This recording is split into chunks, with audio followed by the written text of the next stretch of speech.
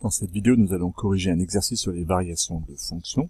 L'intégralité de l'énoncé avec toutes les corrections sont sur le site mathguillaume.fr dans la partie variation de seconde. Il s'agit d'une question classique à partir d'un tableau de variation donné d'une fonction f, définie sur l'intervalle -7, 8.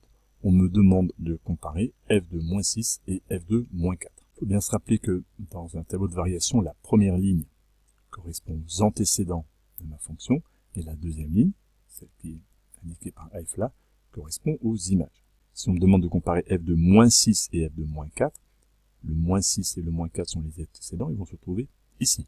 Et si on les place grossièrement, entre -7 et -3, ils sont dans cet ordre-là, et il est assez visuel, à partir de la flèche ici, de voir que l'image de -4, qu'on va lire ici, dans la ligne des images, va être supérieure à l'image de -6.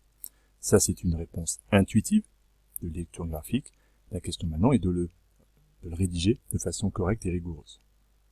La première chose va être de faire le constat que sur l'intervalle -7, -3, ma fonction est donc strictement croissante, ma fonction f est strictement croissante, donc on va l'écrire comme ça.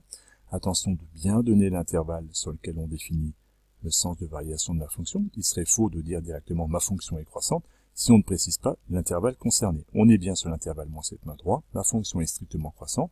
On peut rappeler une propriété de cours qui est que quand ma fonction est croissante, eh bien les antécédents et les images sont rangés dans le même ordre. Si c'est pas clair pour vous, il y a une vidéo sur le site qui rappelle cette propriété-là. C'est grâce à cette propriété que nous allons résoudre et finir la rédaction de cette question. Puisque les nombres -6 et -4 sont bien dans mon intervalle -7, -3, je peux donc écrire cette grande inégalité, -7 plus petit que -6 plus petit que -4 plus petit que -3. Et ça, ce sont donc mes antécédents.